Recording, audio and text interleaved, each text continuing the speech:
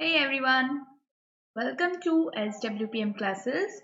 I am Nidhi Gupta and today here I am going to present, or we can say I'm going to discuss about the second part of our previous lecture in continuation, that is general characteristics of pteridophytes. Okay, आपके लिए ये part 2 है उस lecture का. Hopefully आपने first lecture कर लिया होगा, देख लिया होगा और आपको सारी चीजें वहां पे समझ में आई होंगी. तो थोड़ा सा रिवीजन करते हुए मैं आपको बता दूं कि हमने फर्स्ट लेक्चर में क्या क्या पढ़ा. हमने टेरिडोफाइट्स की कुछ जनरल कैरेक्टरिस्टिक्स पढ़ी, जिसमें हमने उनके कुछ ऑल्टरनेटिव नेम्स पढ़े. इसके अलावा हमने उनके वस्कुलर टिश्यूज के बारे में बात की, हमने उनके बॉडी पार्ट्स के बारे में बात की, जिसमें हमने बताया कि वहाँ पे well developed stem root and leaves होती हैं. ठीक है, फिर हमने रूट के बारे में डिस्कस किया कि वहाँ पे एडवेंटिशियस रूट्स परमानेंट होती हैं. उसके अलावा हमने लीव्स के बारे में बात की कि वहाँ पे माइक्रोफिल्स एंड मेगाफिल्स करके दो टाइप्स की लीव्स होती हैं. मैंने आपको बताया रूट्स के बारे में. ठीक है, और फिर हमने बात की उसकी स्टेम के बारे में कि वो ब्रांच होती है, मोनोपोडियल एंड डाइकोटोमस होती है. ठीक है, तो हमने कुछ इस तरह की चीजें की. फिर हमने वहां पे स्पोरेंजिया के डेवलपमेंट की बात की, लेप्टोस्पोरेंजिएट, यूस्पोरेंजिएट. इसके अलावा हमने बात की वहां पे स्पोरोफिल्स की. अगर आपको नहीं समझ में आया हो तो थोड़ा सा डिस्कस कर लेते हैं कि स्पोरोफिल्स क्या होते हैं. चलो, तो स्पोरोफिल से ही शुरू करते हैं, है ना. स्पोरोकार्प भी पढ़ा था हमने. तो स्पोरोफिल क्या होते हैं? ठीक है, स्पोरोफिल. तो ये आज का हमारा नया लेक्चर होगा वैसे, जिसमें हम पढ़ने वाले हैं अबाउट स्पोर्स. तो पहले स्पोरोफिल के बारे में बात कर ली जाए, जिसमें मैंने आपको बताया था कि जो स्पोरोफिटिक प्लांट बॉडी होती है, मैंने आपको ये बताया था कि जो प्लांट बॉडी होती है टेरिडोफाइट की, मेन प्लांट बॉडी वो स्पोरोफिटिक होती है. और जो स्पोरोफिटिक प्लांट बॉडी होती है उनमें कई बार क्या होता है कि कुछ लीफ लाइक अपेंडिज जो है वो आ जाती है ना. सिंपली हम ये कह सकते हैं कि कई बार क्या होता है कि जो मेन प्लांट बॉडी होती है, जो स्पोरोफाइटिक प्लांट बॉडी होती है, उसमें क्या होता है, कई बार कुछ लीव्स ऐसी होती हैं जिनमें की स्पोर्स प्रोड्यूस होते हैं. ठीक है, कुछ लीफ ऐसी होती है जिनमें स्पोर्स प्रोड्यूस होता है. सब लीफ में नहीं होते, लेकिन कुछ लीफ ऐसी होती हैं जिनमें स्पोर्स प्रोड्यूस होते हैं. तो वो लीव्स क्या बोलेंगे? वो लीव्स जिनमें की क्या होते हैं, स्पोर्स प्रोड्यूस होते हैं. So those leaves in which spores are produced. और स्पोर्स किसके अंदर प्रोड्यूस होंगे? स्पोरेंजिया के अंदर, है ना. तो those leaves in which spores are produced, ऐसी लीव्स को हम बोलते हैं स्पोरोफिल लीव्स. ठीक है, वो लीव्स ही स्पोरोफिल लीव्स होती हैं जिनमें स्पोर्स प्रोड्यूस होते हैं. जबकि जिनके अंदर स्पोर्स नहीं होते उनको हम स्पोरोफिल लीव्स नहीं बोलते. कई बार क्या होता है कि ये जो स्पोरोफिल लीव्स होती हैं, यानी जो स्पोरोफिल होते हैं, कई बार क्या होता है कि मल्टीपल स्पोरोफिल मिलके एक कॉम्पैक्ट स्ट्रक्चर बना लेते हैं. मल्टीपल स्पोरोफिल यानी मल्टीपल ऐसी लीव्स जो होती हैं जिनके अंदर स्पोर्स प्रोड्यूस होते हैं, वो आपस में कॉम्पैक्ट स्ट्रक्चर बना लेती हैं. और ये कॉम्पैक्ट स्ट्रक्चर को हम क्या बोलते हैं कि इनके अंदर बहुत सारे स्पोर्स होंगे, हमें पता है. तो इन कॉम्पैक्ट स्ट्रक्चर को हम स्ट्रोबिलाई बोलते हैं. स्ट्रोबिलाई. ठीक है, इन्हीं को हम स्ट्रोबिली बोलते हैं. ओके, स्ट्रोबिली या फिर कोन. तो इन टर्म्स में आपको बिल्कुल भी कंफ्यूज नहीं होना है. स्पोरोफिल और स्ट्रोबिली कोन ये क्या होते हैं, आप देखोगे क्या कि स्पोरोफिल तो वो स्ट्रक्चर्स होते हैं, उन लीव्स को बोलते हैं जिनमें स्पोर्स प्रोड्यूस होते हैं. और वो लीव्स जिनमें स्पोर्स प्रोड्यूस होते हैं वो स्पोरोफिल होते हैं. और कई बार बहुत सारे स्पोरोफिल मिलके कॉम्पैक्ट स्ट्रक्चर में डिफरेंशिएट करते हैं, जो मिलके साथ में एक स्ट्रोबिलाई बनाते हैं, कोन बनाते हैं, जिनके अंदर स्पोर्स प्रोड्यूस होते हैं. ये भी मैंने आपको कल बताया था. एक्वेटिक फॉर्म में स्पोरोकार्प बनते हैं इस तरह से. ठीक है, तो ये वाली चीज हमने कल पढ़ ली थी. So this was all about sporophyll. Now आज हमें क्या पढ़ना है? कल हमने क्या पढ़ लिया था? हमने स्पोरेंजिया का डेवलपमेंट पढ़ लिया था. हमने हेट्रोस्पोरी और होमोस्पोरी के बारे में पढ़ा था, जिसमें मैंने आपको ये बताया था कि there are 8 members in pteridophytes. There are 8 members in pteridophyte, 8 members of pteridophytes, 8 members of pteridophytes जो कि क्या करते हैं, जो कि हेट्रोस्पोरी शो करते हैं. क्या करते हैं? हेट्रोस्पोरी शो करते हैं. तो वो 8 मेंबर्स कौन कौन से थे? 1 2 3 4 5 6, 7 एंड न 8। ओके, तो कौन कौन से थे वो मेंबर्स? इसमें मैंने आपको बताया कि हम ट्रिपल एस से करते हैं शुरुआत। इसमें साल्विनिया एक था, साल्विनिया। आपको मालूम है साल्विनिया जो है वो एक एक्वेटिक मेंबर होता है। Okay, next comes here is S4 Salvinia के बाद सिलेजिनेला। सिलेजिनेला में किस तरह की लीव्स होती हैं? सिलेजिनेला में स्मॉल लीव्स होती हैं, दैट इज माइक्रोफिलस, है ना, माइक्रोफिलस लीव्स होती हैं। देन एक S से क्या बनेगा यहाँ पे? स्टाइलीड्स। Okay, these are the 3 S4 heterospory members, है ना। नेक्स्ट इसके अलावा क्या हो सकता है? IR, आई से हम स्टाइलिड्स के साथ आइसोइड्स रख देते हैं, और R से जो है वो रेजिनेलिया हो जाएगा, है ना, IR। और इसके अलावा फिर क्या होता है? इसके अलावा आते हैं मैप पे। M for Marsilea, A for Azolla and P for Pilularia. So these were the 8 members of pteridophytes। ये कौन से 8 members हैं जो क्या शो करते हैं? हेट्रोस्पोरी शो करते हैं। क्या शो करते हैं? हेट्रोस्पोरी। इन 8 मेंबर्स को छोड़कर आपको कोई भी नाम दिखाई दे तो आप आंख बंद करके बिल्कुल निश्चिंत होके बोल सकते हैं कि वो क्या है? वो होमोस्पोरी शो करने वाले मेंबर्स हैं। अब हेट्रोस्पोरी और होमोस्पोरी क्या है ये हमें पता है। होमोस्पोरी क्या होती है? होमोस्पोरी होती है जब कोई मेंबर जो स्पोर्स होते हैं वो सेम टाइप के स्पोर्स प्रोड्यूस करे। कैसे? सेम टाइप के मेंबर्स जो है, सेम टाइप के स्पोर्स जब प्रोड्यूस किए जाते हैं तो क्या होती है ये? इसको हम बोलते हैं होमोस्पोरी, उनको या मेंबर्स को हम बोलते हैं होमोस्पोर्स।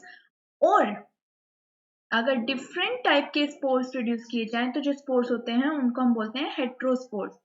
डिफरेंट टाइप के स्पोर्स हों तो स्पोर्स को बोला जाता है हेट्रोस्पोर्स। ओके, हमें इतना मालूम है। हेट्रोस्पोर्स, हेट्रोस्पोरी जो शो करते हैं, हमने 8 मेंबर्स वो पढ़ लिए। चलिए, अब थोड़ा सा इनकी साइकिल किस तरह से होती है उनको उन पे थोड़ा नजर करते हैं। सपोज अब हमें पता है हमारी मेन प्लांट बॉडी तो स्पोरोफिटिक थी। जब स्पोरोफिटिक प्लांट बॉडी थी वहां पे स्पोर्स बने स्पोरोफिल के थ्रू। स्पोरोफिल पे स्पोर्स थे, हमें पता है। अब सपोज अगर ये केस किसका है? This is the case for homospores, कि अगर ये स्पोर्स कहते हैं होमोस्पोर्स हैं, ठीक है, होमोस्पोर्स हैं, तो क्या कंडीशन रहेगी? ये स्पोरोफिटिक फेज है, 2n रहेगा। जब यहाँ पे मियोसिस होगी, 2n में क्या रहेगी? यहाँ पे मियोसिस होगी, है ना। जब मियोसिस होगी तो यहाँ पे स्पोर्स प्रोड्यूस होंगे, और स्पोर्स किस तरह के प्रोड्यूस होंगे? सपोज ये होमोस्पोर केस है तो यहाँ पे 1 2 3 4 मियोसिस का रिजल्ट 4 होता है, 4 मियोस्पोर्स बन गए यहाँ पे, ये मियोस्पोर्स है, ठीक है। अब हमें नहीं पता कि ये जो मियोस्पोर्स हैं इनकी तो ये मॉर्फोलॉजिकली भी सेम है ना, सेम है, ये साइज भी इनका सेम है, देखने में शेप भी इनकी सेम है। तो हमें नहीं पता कि आगे जब ये डेवलप करेंगे तो इनमें से कौन एंथ्रोजोइड्स बनाएगा, यानी कौन एंथ्रीडियम में चेंज होगा या फिर कौन oogonia बनाएगा। एंथ्रीडियम क्या होता है? एंथ्रीडियम वो होता है, एंथ्रीडियम वो स्ट्रक्चर होती है जिसके अंदर एंथ्रोजोइड्स होते हैं। एंथ्रोजोइड्स क्या होता है? Male gamete. और एंथ्रीडियम क्या है? मेल गैमीटोफाइट, है ना। और oogonia क्या होता है? फीमेल गैमीटोफाइट जिसके अंदर एग होता है। एग क्या होता है? Female gamete. ओके, तो हमें नहीं पता। तो सपोज जब ये मियोस्पोर्स डेवलप किए तो इनमें से जब इन्होंने डेवलपमेंट किया, ये डिफरेंशिएट हुए, इन्होंने डेवलपमेंट किया, तो सपोज इनमें से कुछ स्पोर्स ने क्या बना दिया? इनमें से कुछ स्पोर्स ने तो बना दिए एंथ्रीडियम, और इनमें से कुछ स्पोर्स ने डेवलप होके क्या बना दिया? oogonia। क्योंकि हमें तो मालूम ही नहीं है किसने क्या बनाया। शायद ये स्क्रीन आपको नहीं विजिबल होगी, मैं थोड़ा सा यहाँ पे साइड में लिख देती हूँ, एक मिनट मुझे दीजिएगा।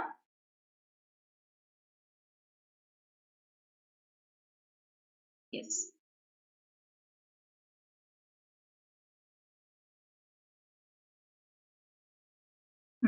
अब देखिए ये जो स्पोर्स हैं ये कैसे है, होमोस्पोर्स है, सेम शेप सेम साइज के हैं।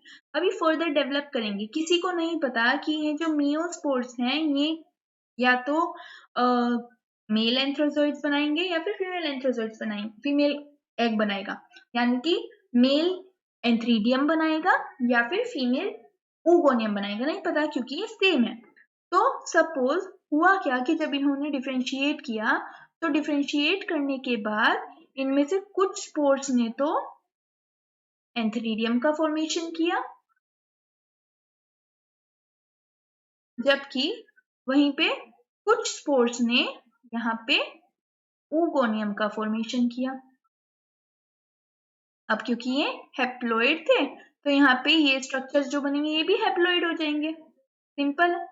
अब हमें पता है एंथ्रीडियम के अंदर क्या रहेगा, एंथ्रीडियम क्या है, एंथ्रीडियम है मेल गैमेटोफाइट, ठीक है, और oogonia क्या है, फीमेल गैमेटोफाइट, ठीक है। इतनी बातें हमें मालूम है। तो अब आप एक चीज देखिएगा, आई होप स्क्रीन नहीं कट रही होगी आपके सामने से, यहाँ पे एक minute, let me check once.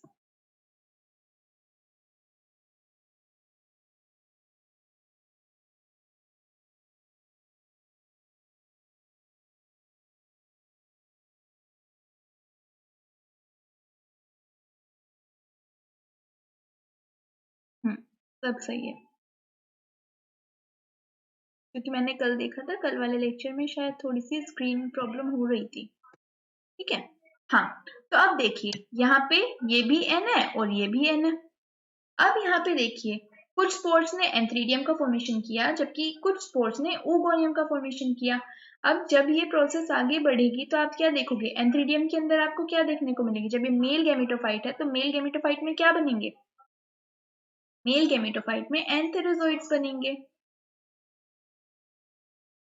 है ना। और फीमेल गैमेटोफाइट में क्या बनेगा, फीमेल गैमेटोफाइट में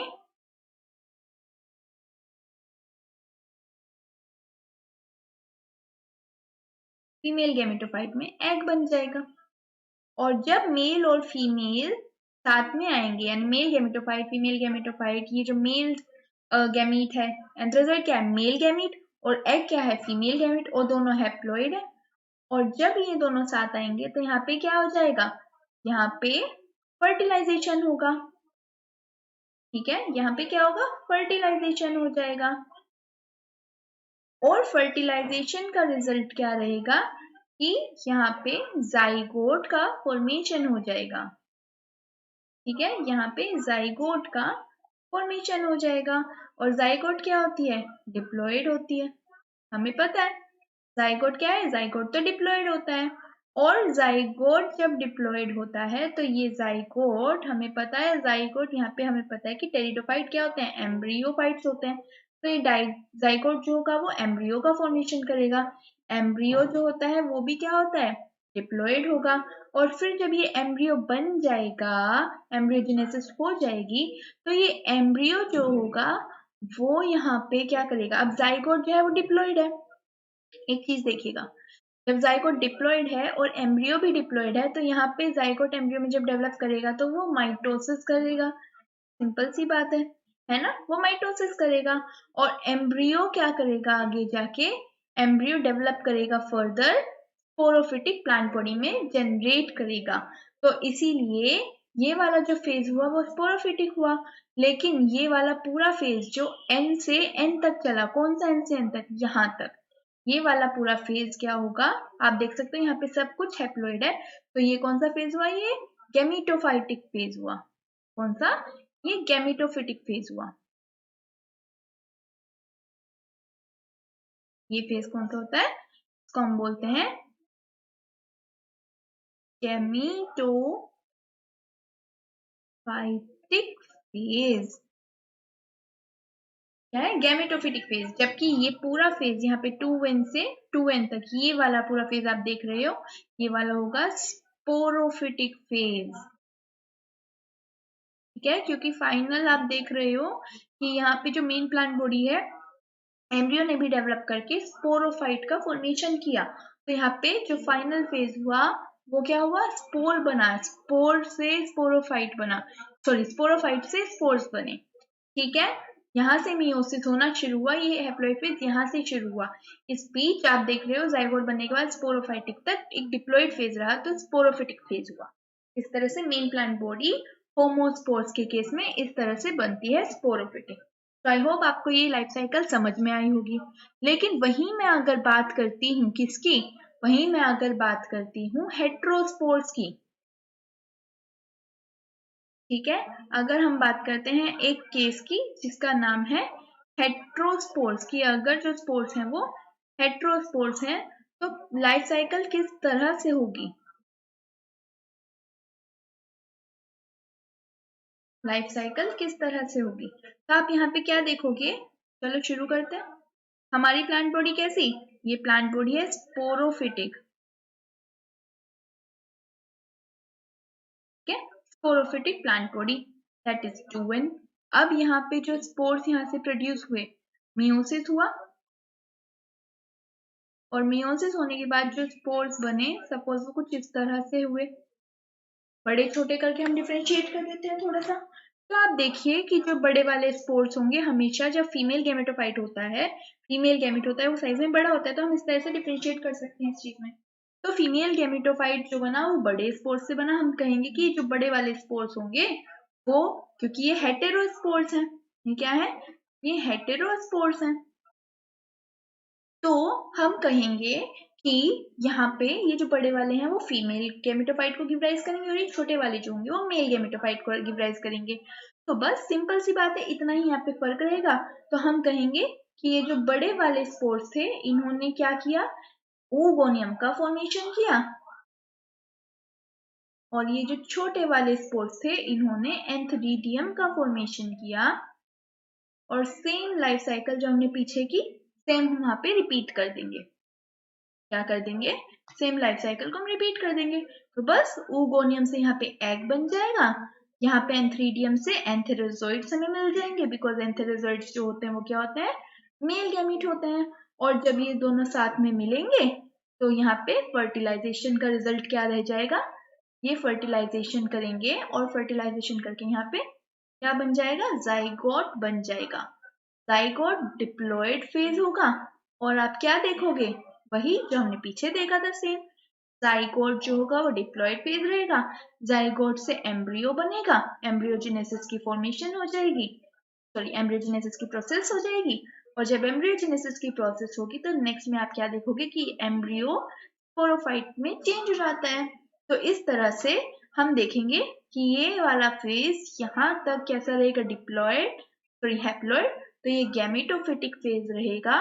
और इसके अलावा यहाँ पे जाइगोट से लेके स्पोरोफाइट तक जो फेज रहेगा वो स्पोरोफिटिक फेज रहेगा, और हमारी मेन प्लांट बॉडी डिप्लॉयड रहेगी। यानी स्पोरोफिटिक फेज डोमिनेंट फेज की होता है, मेन प्लांट बॉडी स्पोरोफिटिक रहेगी। तो इस तरह से ये होमो और हेट्रो के केस में लाइफ साइकिल चलती है। ठीक है, फर्क क्या है, होमोस्पोर्स में हमें मालूम नहीं होता, क्योंकि सेम स्पोर्स सेम साइज के होते हैं, सेम शेप के होते हैं, तो कुछ मिलके एंथ्रीडियम ओगोनियम बना देते हैं, और कुछ हेट्रोस्पोर में हमें मालूम होता है क्योंकि उनके स्पोर्स अलग अलग है और साइज में अलग है, तो हम उनसे पता लगा सकते हैं कि कौन एंथ्रीडियम का फॉर्मेशन करेगा और कौन ओगोनियम का फॉर्मेशन करेगा। ठीक है, तो मुझे लगता है ये होमोस्पोरस और हेट्रोस्पोरी की सारी चीजें आपको अच्छे से समझ आई होगी। ठीक है, अब आगे चलते हैं ना। अब यहाँ पे आपको देखना क्या है, आपको ये देखना है, तो अब हमारे ये स्पोर्स तो बन चुके हैं, तो अब क्या होगा, स्पोरोफाइट से स्पोर बन चुका है, तो अब क्या होगा, अब हमें देखना है, अभी तक हमने स्पोरोफाइट के बारे में पढ़ा है, अब हमें गैमेटोफाइट के बारे में भी तो पढ़ना होगा। तो आप क्या देखोगे कि ये जो स्पोर्स होंगे जो बने हैं, इन स्पोर्स से क्या बनेगा, ये जो स्पोर्स बने हैं इन स्पोर्स से क्या होगा, इन स्पोर्स से गैमेटोफाइट बनेगा। जो हमने ये प्रोसेस देखी है लाइफ साइकिल वाली, यहाँ पे क्या हो रहा है, यहाँ पे हमने स्पोरोफाइटिक फेज गैमेटोफाइटिक फेज ये सब देखी है ना। यहाँ पे बीच में जो चीजें मिसिंग है वो हम यहाँ पे पढ़ेंगे। अब यहाँ पे देखो, अब स्पोर्स से क्या होगा कि गैमेटोफाइटिक फेज होगा, जो हमने ऊपर पढ़ी है, सारी चीजें देखी है, तो वो कैसे कैसे होगा। तो आप यहाँ पे ये देखिए कि जो स्पोर्स हैं ये जर्मिनेट करेंगे। स्पोर्स जो होंगे वो क्या करेंगे, जर्मिनेट करेंगे। जो चीजें हमने ऊपर देखी है, अब उसको थ्योरी में थोड़ा सा समझिए। ये देखो, हमने यहाँ पे स्पोर्स बना दिए थे, ये हेट्रोस्पोर्स, यहाँ पे हमने होमोस्पोर्स बना दिए थे। हमने ये देखा यहाँ मियोस्पोर्स बन गया। स्पोर्स जर्मिनेट करके हमें पता है गैमेटोफाइट का डेवलपमेंट करेंगे। ये गैमेटोफाइटिक फेज जो हम पूरा देख रहे थे, तो हमें यहाँ पे पढ़ना है कि एंथ्रीडियम और ओगोनियम आ रहे हैं। ठीक है, ठीक है। ये सब चीजें जो हमने यहाँ पे देखी है लाइफ साइकिल के थ्रू, अब थोड़ा थ्योरेटिकली इनको देखते हैं। ओके, तो अब स्पोर्स ने जर्मिनेट किया। अब एक चीज मैं आपको बता दूं, ये जो स्पोर्स हैं ये भी दो तरह से डेवलप हो सकते हैं, चाहे होमोस्पोर या हेट्रोस्पोर, वो दो तरह से डेवलप हो सकते हैं। कैसे? इन केस ऑफ, ये नोट करके लिखिएगा, that in case of formation of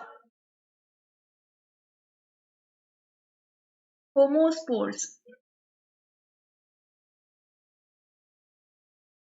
homospores के फॉर्मेशन के केस में जो डेवलपमेंट होगा स्पोर का,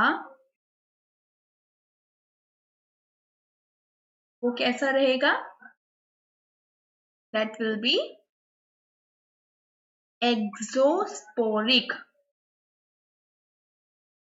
याद रखिएगा, कैसा रहेगा? एक्सोस्पोरिक। वहीं अगर मैं बात करूं किसकी, इन case of formation of heterospores, ये जो डेवलपमेंट होगा ये कैसा रहेगा? ये होगा एंडोस्पोरिक। ठीक है, एंडोस्पोरिक।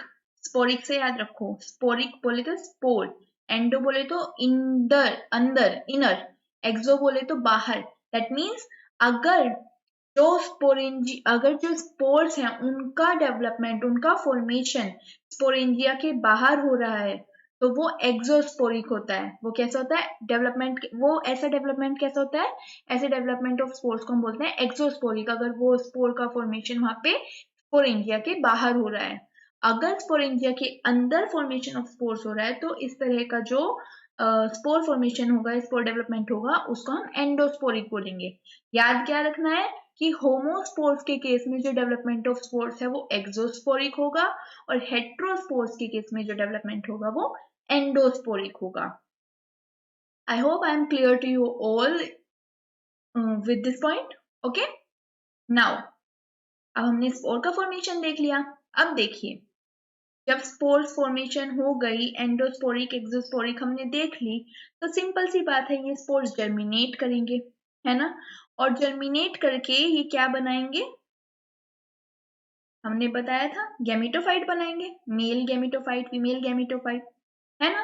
जर्मिनेट करेंगे, स्पोर्स करेंगे जर्मिनेट, मियोसिस करेंगे, मियोसिस करके ये जर्मिनेट करेंगे, और जर्मिनेट करके ये क्या करेंगे, जर्मिनेट करके ये फॉर्मेशन करेंगे गैमेटोफाइट का। Gametophyte mail and female gametophyte, है ना, मेल एंड फीमेल गैमेटोफाइट। तो यहाँ पे एक पॉइंट आता है जो आपको याद रखना है कि जो गैमेटोफाइट होता है of pteridophyte, gametophyte of pteridophyte को हम क्या बोलते हैं, प्रोथैलस। ओके, गैमेटोफाइट जो होता है टेरिडोफाइट्स का, उसी को हम क्या बोलते हैं, प्रोथैलस। और आपको याद रखना है क्या, कि ये जो गैमेटोफाइट फेज होता है ये कैसा होता है, एफॉर्मल। क्या होता है, एफॉर्मल।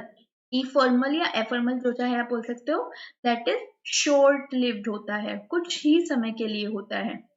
इसके अलावा क्या होता है इसमें, कि ये जो फेज होता है ये फोटोसिंथेटिक होता है। ठीक है, ये फेज फोटोसिंथेटिक होता है, शॉर्ट लिव्ड होता है। ठीक है, ये याद रखना है। इसके अलावा आप क्या बोलोगे कि ये वाला जो फेज होता है वो मल्टी सेल्यूलर भी होता है। ये जो हमारा मतलब ये जो गैमेटोफाइट होता है ये कैसा होता है, मल्टी सेल्यूलर होता है, और इफॉर्मल होता है, यानी कुछ ही समय के लिए होता है, और फोटोसिंथेटिक होता है। ठीक है, और इसके अलावा इसकी और एक स्पेशलिटी है कि ये जो गैमेटोफाइट होगा, ये आपको एनसीईआरटी के अकॉर्डिंग मैं बताऊं तो इसकी एक स्पेशलिटी है। और क्या स्पेशलिटी है कि ये जो गैमेटोफाइट होता है यहाँ पे आप नोट करके लिख सकते हो, नोट करके, कि इस गैमेटोफाइट को ग्रो करने के लिए कुछ कंडीशन की रिक्वायरमेंट होती है। और क्या कंडीशन होती है कि इसको क्या चाहिए होता है, it needs cool, damp and shady places to grow. Okay, केवल जो ठंडी जगह है, गहरे इलाके और छांवदार जगह है, केवल ये वहीं पे ग्रो करेगा। और ये एक स्ट्रिक्ट रिक्वायरमेंट होती है इसकी, अगर इसे ये रिक्वायरमेंट नहीं मिलती तो ये ग्रो नहीं करता। तो इसी कारण क्या होता है कि जो टेरिडोफाइट्स होते हैं उनकी जो geographical we can say location है, या ज्योग्राफिकल एक वर्ड होता है ज्योग्राफिकल रीजन है, वो कम है, मतलब ये ज्योग्राफिकली ज्यादा जगह पे देखने को नहीं मिलते हैं। तो टेरिडोफाइट्स जो होते हैं वो लिमिटेड हो जाते हैं, are limited due to this strict demand or requirement, है ना, due to this strict requirement, तो हम कहेंगे कि found in limited geographical region, limited geographical region। ठीक है, तो ये इसकी एक चीज हो जाती है। और क्योंकि हमें पता है एक भी इसकी स्पेशल रिक्वायरमेंट ये भी है कि इसको फर्टिलाइजेशन के लिए किसकी जरूरत पड़ती है, वाटर की जरूरत पड़ती है। सो वो भी उसकी एक रिक्वायरमेंट हो जाती है। तो इस चीज को आप नोट डाउन कर सकते हैं। ठीक है, नेक्स्ट, अब हमें पता है जब इसने जर्मिनेट कर लिया, गैमेटोफाइट बनाया, तो गैमेटोफाइट से ये क्या बनाएगा, गैमेटोफाइट से क्या मिल जाएगा, हमें पता है जब मेल और फीमेल गैमेटोफाइट मिले, यानी एंथ्रोजोइड्स और सॉरी एंथ्रीडियम और ओगोनियम मिल गया, तो सिंपल सी बात है गैमेटोफाइट से हमें गैमीट्स मिल जाएंगे, यानी male and female gametes, that is antherozoids मिल जाएंगे। और एंथ्रोजोइड के साथ हमें क्या मिल जाएगा, एंथ्रोजोइड्स के साथ हमें एग मिल जाएगा। जब गैमीट्स मिल जाएंगे तो यहाँ पे फर्टिलाइजेशन हो जाएगा, और फर्टिलाइजेशन होने के बाद जो एंड रिजल्ट मिलेगा वो हमें मिल जाएगा एक diploid zygote, that is sporophytic phase वाला डिप्लॉयड जाइगोट। ठीक है, जब यहाँ पे हमें जाइगोट मिल गया तो उसके बाद आगे हमें क्या मिलेगा आप बताएं, जाइगोट के मिलने के बाद हमें क्या मिलेगा, यहाँ पे एम्ब्रियोजेनेसिस की प्रोसेस हो जाएगी, because pteridophytes are vascular embryophytes, vascular cryptogams, yes. तो यहाँ पे क्या होगा, एम्ब्रियोजेनेसिस होगी। और एम्ब्रियोजेनेसिस होने का मतलब है कि यहाँ पे एम्ब्रियो का फॉर्मेशन होगा, एम्ब्रियो भी डिप्लॉयड ही होगा। और एक चीज यहाँ पे अब यहाँ पे आती है कि एम्ब्रियो का जो डेवलपमेंट होता है वो कैसे होता है। ठीक है, तो एक बात बताएं यहाँ पे आपकी जानकारी के लिए, कि जब मैं गैमीट्स की बात करती हूँ तो गैमीट्स में क्या आ जाता है, मेल गैमीट और फीमेल गैमीट। ये मेल गैमीट्स और ये फीमेल गैमीट्स। मेल गैमीट्स को हम क्या बोलते हैं, एंथेरोजॉइड्स। फीमेल गैमीट्स को हम क्या बोलते हैं, एग।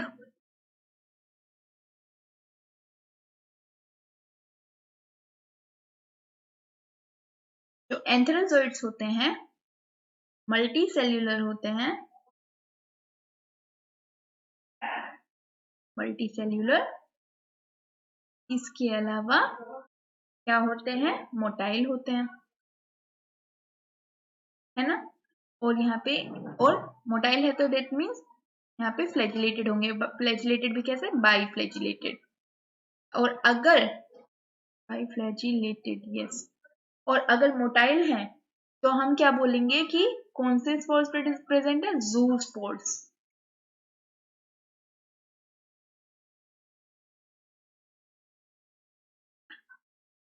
ठीक है, कि इसके स्पोर्स कैसे रहे होंगे, जू स्पोर्स रहे होंगे, मोटाइल स्पोर्स होते हैं ना। चलो, ये चीजें हो गई। और अगर मैं एग की बात करूं, यहाँ पे ओगोनियम की जगह पे हमने देखा था ब्राइफाइट्स के केस में आर्चिगोनियम आ जाती है टर्म, ओगोनियम ना कह के हम आर्चिगोनियम कहते हैं। तो जब ब्राइफाइट्स में आर्चिगोनियम पढ़ते हैं तो यहाँ पे टेरिडोफाइट्स में भी ओगोनियम ना कह के हम आर्चिगोनियम ही यूज करते हैं फीमेल गैमेटोफाइट के लिए। फीमेल गैमेटोफाइट के लिए। फीमेल गैमेटोफाइट में हमें क्या मिलेगा? एग, है ना। फीमेल गैमेटोफाइट में क्या रहेगा? Egg, that is female gamete होता है एग। आर्चिगोनियम में क्या क्या पार्ट होते हैं? नेक, वेंटर और canal sales.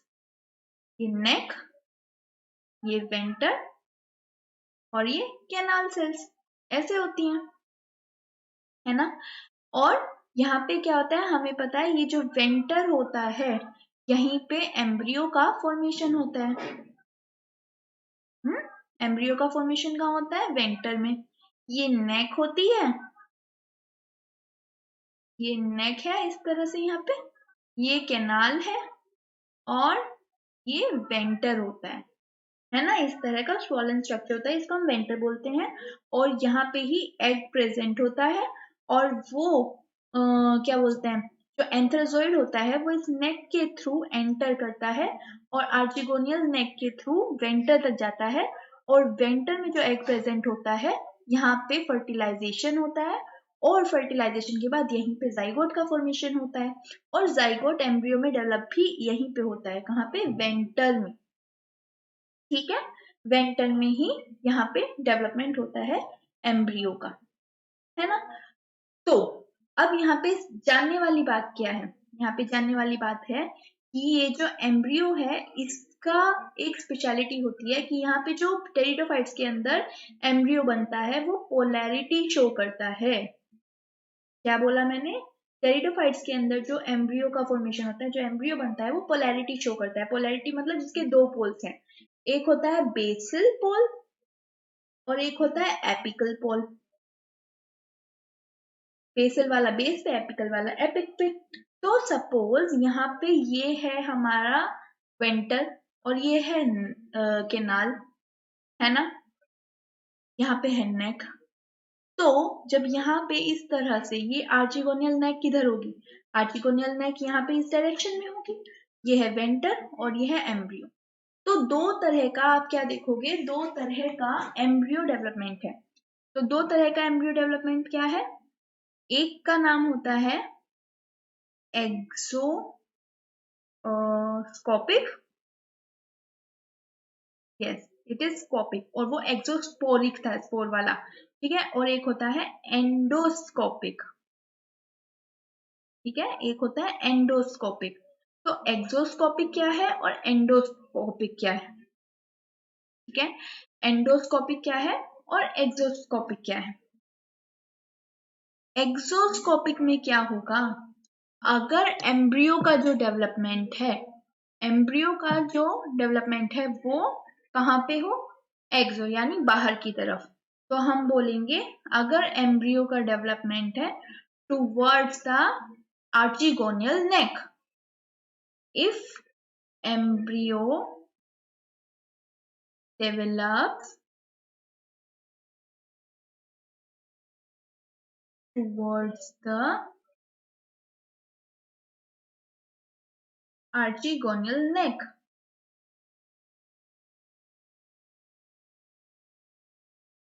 Okay, archegonial neck. और अगर वो आर्चिगोनियल नेक से अवे है तो उस केस में हम क्या बोलेंगे? उस केस में हम बोलेंगे कि जो डेवलपमेंट है वो कैसा है? उस केस में हम बोलेंगे कि जो डेवलपमेंट है वो एंडोस्कोपिक है। क्या आप मेरी बात समझ पा रहे हो? आप मेरी बात समझ पा रहे हो? मैंने क्या बोला? मैंने बोला कि जो क्या बोला मैंने बोला कि जो एम्ब्रियो है वो क्या शो करता है? एम्ब्रियो जो होता है वो शो करता है, क्या शो करता है? वो शो करता है पोलैरिटी, ठीक है। एम्ब्रियो पोलैरिटी शो करता है, ठीक है। और एम्ब्रियो जब पोलैरिटी शो करता है तो वो क्या करता है? एक्सोस्कोपिक और एंडोस्कोपिक दो तरह के क्या शो करता है? दो तरह के पोलैरिटी को शो करता है। दो तरह के हम कहते हैं एम्ब्रियो डेवलपमेंट को शो करता है, सॉरी एम्ब्रियो डेवलपमेंट को शो करता है। और इस पोलैरिटी के बेसिस पे ही एक्सोस्कोपिक और एंडोस्कोपिक एम्ब्रियो के डेवलपमेंट को बांटा गया है।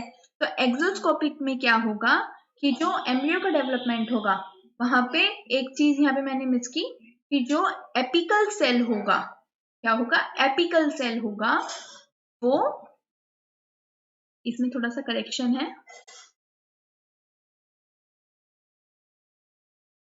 एपिकल सेल, ये जो एपिकल सेल है एम्ब्रियो का, वो डेवलप करेगा टुवर्ड्स द आर्चिगोनियल नेक। जो एम्ब्रियो का एपिकल सेल होगा वो आर्चिगोनियल नेक की तरफ क्या करेगा, डेवलप करेगा एक्सोस्कोपिक के केस में, ठीक है। और अगर मैं बोलूं एंडोस्कोपिक में क्या होगा, तो एंडोस्कोपिक के केस में होगा कि जो एपिकल सेल है वो डेवलप करेगा टुवर्ड्स द, यहाँ पे base of archegonium, base of archegonium. Are you getting my point? ठीक है। अगर एपिकल सेल डेवलप करता है आर्चिगोनियल नेक की तरफ, सपोज दिस, ऐसे इस तरह से आर्चिगोनियल नेक यहाँ पे है, अगर एपिकल सेल इधर की तरफ डेवलप कर रहा है तो ये बाहर की तरफ जा रहा है, तो इसको हम बोल रहे हैं एक्सोस्कोपिक। और अगर ये जो डेवलपमेंट है बेस की तरफ है, बेस इधर है, अगर डेवलपमेंट इधर जा रहा है तो ये अंदर हो रहा है, तो ये endoscopic. So this is the exoscopic and endoscopic development of embryo, ठीक है। एक्सोस्कोपिक डेवलपमेंट ऑफ एम्ब्रियो, ठीक है, ये याद रखना है आपको। ठीक है, तो ये है डेवलपमेंट ऑफ एम्ब्रियो जो हमने पढ़ा है, एंडोस्कोपिक एंड एक्सोस्कोपिक। और एक चीज यहाँ पे याद रखनी है कि ये जो एक्सोस्कोपिक डेवलपमेंट है ये कहाँ होगा, होमोस्पोरस, यानी होमोस्पोर्स में जो डेवलपमेंट होगा वो एक्सोस्कोपिक,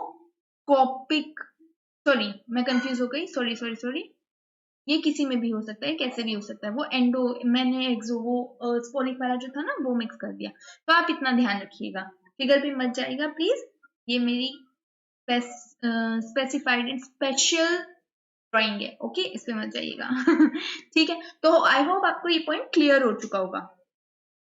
तो ये तो थी एम्ब्रियो की डेवलपमेंट की प्रोसेस, यानी जो उसका तरीका है डेवलपमेंट के, क्या क्या तरीके हो सकते हैं। इसके अलावा इसमें और ज्यादा चीजें नहीं रह गई हैं, और एक चीज अगर इसमें रह जाती है तो कुछ इस तरह से कि जो वहां पे गैमेटोफाइट होते हैं, जो हमने एंथेरोजोइड्स और oogonia की बात की अभी, जो उसमें एक चीज रह गई है बाकी, वो मैं आपको हिंट बता देती हूँ कि ये जो गैमेटोफाइट्स है एंथेरोजोइड्स और oogonia, ये आपको क्या मिल सकता है यहाँ पे ये जो एंथ्रोजोइड्स होते हैं, गैमेटोफाइट होते हैं, sorry, gametophyte, antheridium and oogonia, जो गैमेटोफाइट होते हैं वो आपको कैसे मिल सकते हैं, प्रोजेक्टेड भी मिल सकते हैं और एम्बेडेड भी मिल सकते हैं। गैमेटोफाइट जो है वो प्रोजेक्टेड भी मिल सकते हैं, यानी उभरे हुए, और यहाँ पे एम्बेडेड भी मिल सकते हैं, यानी धंसे हुए, ठीक है, उभरा हुआ भी हो सकता है, और एंथ्रीडियम और oogonia जो है वो धंसा हुआ भी हो सकता है। किससे, सेक्सुअल ऑर्गन्स जो हैं, यानी एग और स्पर्म, यानी कि एंथ्रोजोइड्स, तो उनमें क्या हो सकता है, एम्बेडेड। अगर यहाँ पे स्पेशल जो चीज है वो है एग्जाम्पल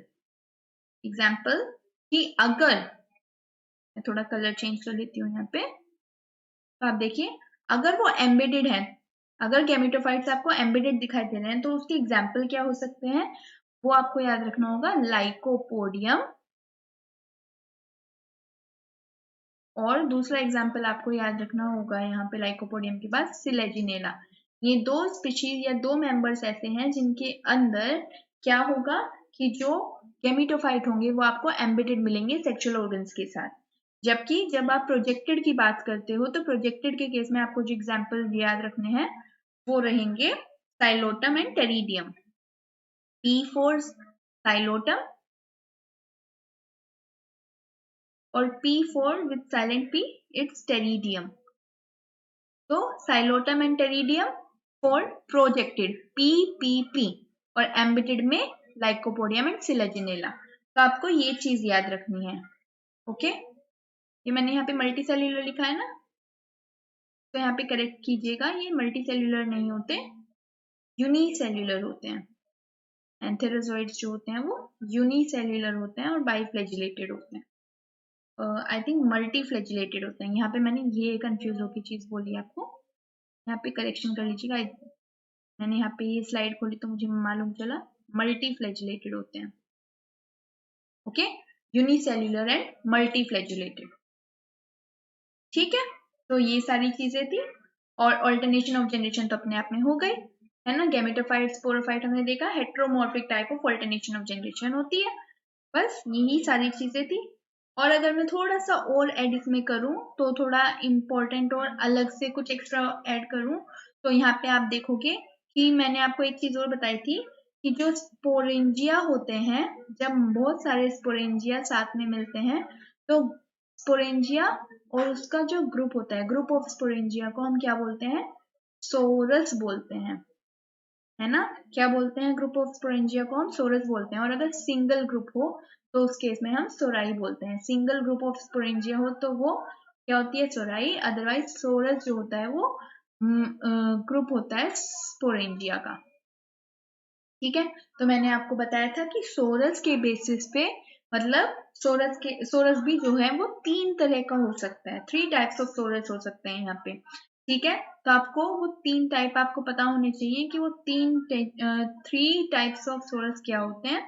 तो एक तो उसमें होता है, let me change the pen. एक तो यहाँ पे होता है जो सोरस होता है, एक मिनट, यस। तो एक यहाँ पे होता है, वो होता है simple sorus. The second one comes here is gradate sorus, and the third one that comes here is mixed sorus. तो आपको यहाँ पे याद क्या रखना है कि ये जो सिंपल सोरस होगा, यहाँ पे सारे के सारे जो स्पोरेंजिया होंगे, ठीक है, वो सब कैसे करेंगे? वो सारे के सारे स्पोरेंजिया जो होंगे वो ग्रो करेंगे simultaneously at the same time. एक साथ एक ही समय पर क्या करेंगे? मैच्योर होंगे साइमल्टेनियसली। ठीक है, मैच्योर होंगे या ग्रो करेंगे, हम इनको बोल सकते हैं मैच्योर और grows at the same time. जबकि जब मैं ग्रेडेट की बात करती हूँ तो ग्रेडेट में क्या पैटर्न रहेगा कि एक साथ तो ग्रो नहीं करेंगे, एक साथ मैच्योर नहीं होंगे। जबकि जो सेंट्रल वाले स्पोरेंजिया होंगे, बिकॉज ये बहुत सारा ग्रुप है स्पोरेंजिया का, तो जो सेंट्रल वाले स्पोरेंजिया होंगे वो मैच्योर होंगे पहले, मैच्योर्स फर्स्ट, और फॉलो उनको कौन करेगा? Then followed by